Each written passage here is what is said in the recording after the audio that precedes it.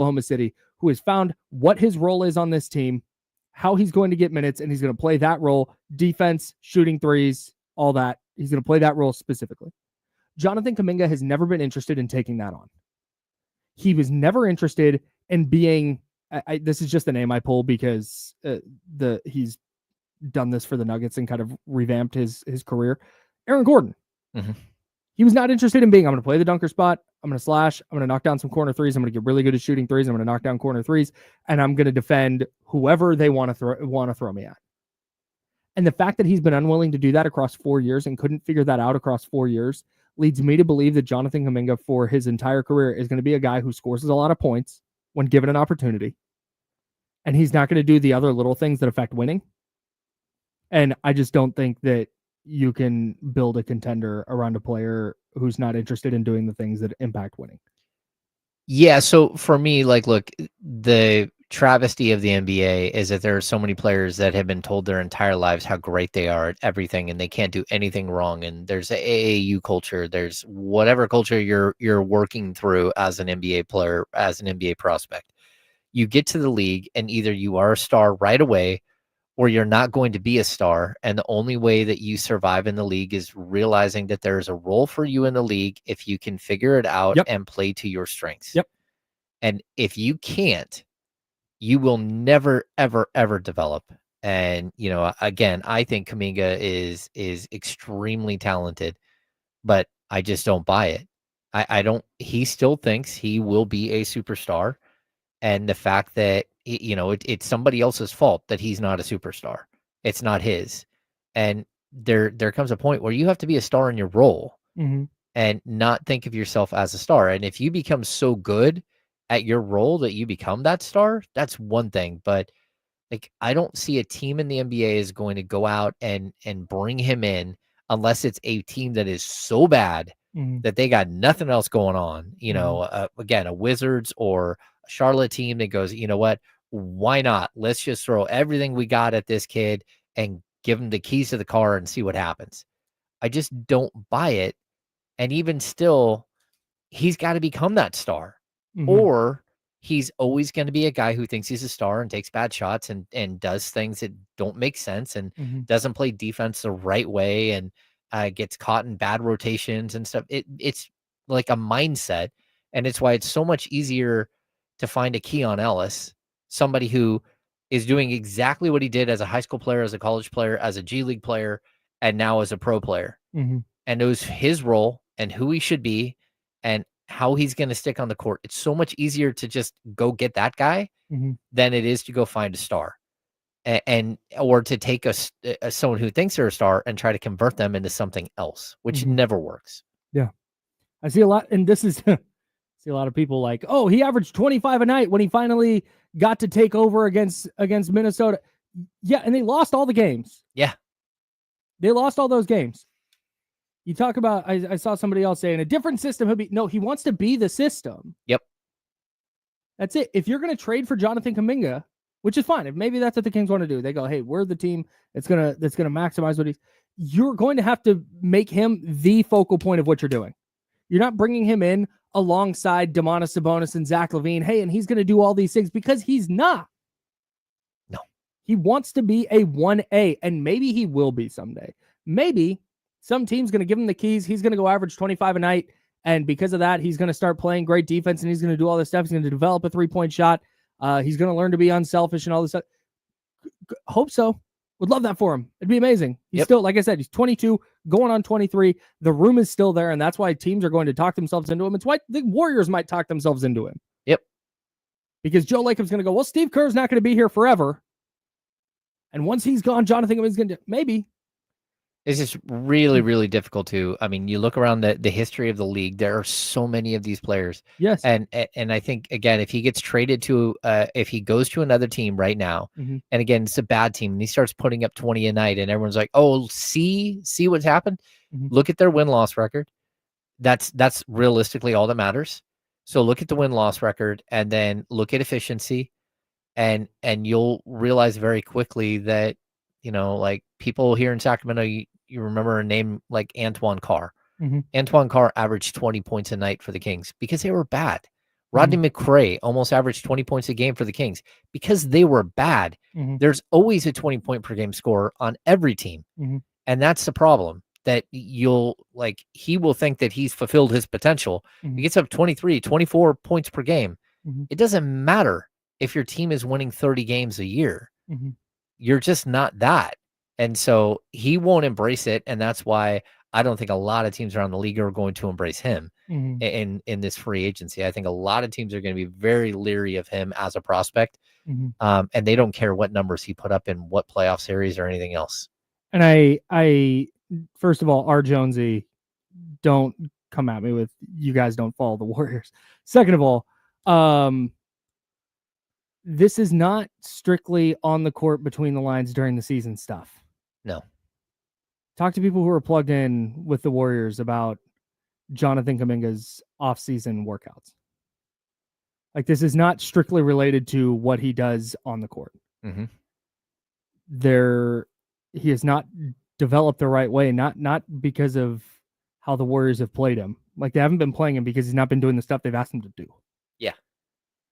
And maybe he comes to the Kings and maybe he would be awesome. Like I said, the upside is crazy. And if you came from the future and you said, hey, Jonathan Kuminga was a 10-time All-Star and a 6-time All-NBA guy, all right. Okay. I would not be stunned. I'd check that. I'd be a little surprised. But I wouldn't be like, oh, what?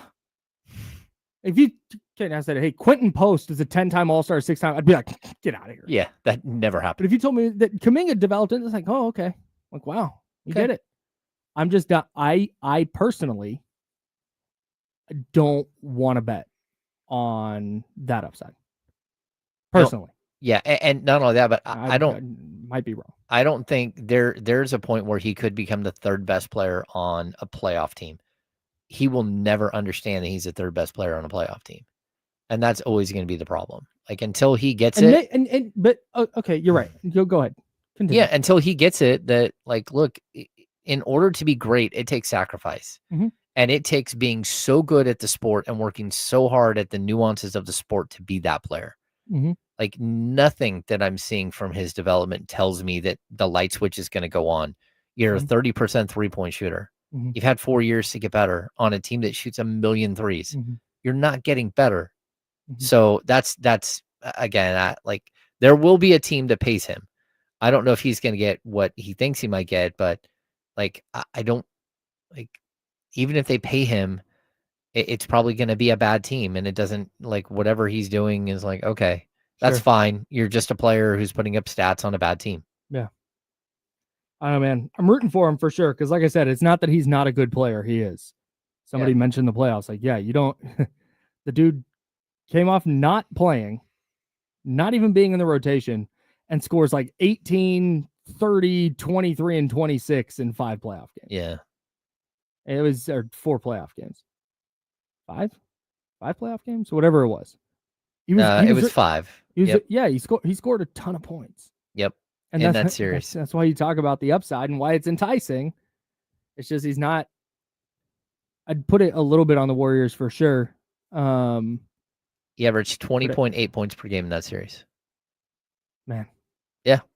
And he shot really good, really, really, really good player. Yeah. It's just, I don't think I would want to be the team that bets on it. And it's tough. Steve Kerr feels the same way, and he knows more about basketball than I do. Yeah, it's really brutal because there are a lot of players, even like Isaiah Thomas. I love Isaiah Thomas. One of my favorite Kings to ever cover. Super honest at all times. Like, hey, why is this happening? Well, this is why it's happening. Yeah. Like, he just tell you. Like, oh, okay. Like, he's a guy who showed up at city council meetings, even though he's from Seattle. When the team was trying to relocate, he showed up and supported Kings fans, right? Loved him. He goes to the Celtics and blows up, becomes, well, first to, the Suns, who had 4 point guards, and then to the Celtics, blows up on the Celtics. And then he hurt his hip, but he never really got another opportunity again to be a 1A. And that's because not a lot of teams want to hand over all of the control of a team to a 5'10" point guard who is going to score 30 a game, but probably not be super efficient and all that stuff. So, like, we're talking about, that's it. Like, Kuminga, a team is going to have to hand everything to him and say, okay, if you think you can do it, Go to prove us that you can do it. Be a 1A. And I just Or don't 2. think that there are going to be teams out there, unless they're really bad teams, that are going to hand the entire franchise over to someone and say, okay, go prove to us that you're the next, I don't know, even who he like it's not LeBron. I don't know what Tracy player. McGrady, whatever, Okay. whoever it is. Yeah. Whoever it is. Interesting. This is related to the Kuminga discussion, but it's separate. It's over here. I do think there's an interesting thing to watch if and when Kuminga gets moved, or if and when he stays and Steve Kerr retires. If a different coach gets through to him a different way, because I do think that matters. I do think coaching matters a lot in that respect. And Golden State has a system that has worked for the better part of the last decade, and you have to fit into this cookie cutter thing. And maybe it was that specific cookie cutter that he couldn't fit into, and maybe he goes to some other coach who says, hey, you know what, we're going to untap your potential in this way, and it just doesn't. Yeah. And maybe it is all Steve Kerr's fault. But when the guys won 4 titles with a team, and I'd like to have that Steve Kerr problem. Yeah, right. Yeah. Yeah. Not too bad. Like I said, rooting for JK though. I don't think, for the reasons that you said, where I don't think Golden State, if they're doing a sign and trade with Kuminga, I don't think it's for DeMar DeRozan. And for the Kings specifically, if he had been a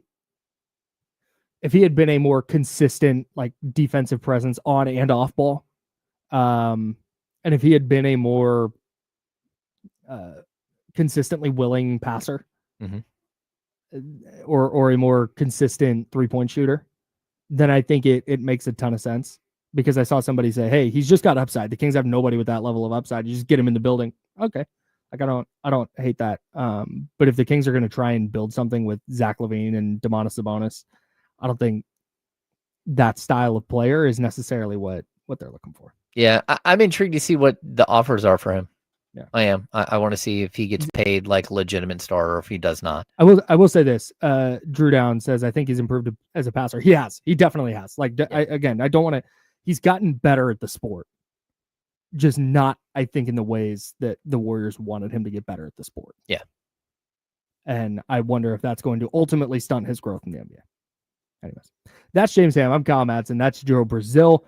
The handoff is, my goodness, it's already 11:40.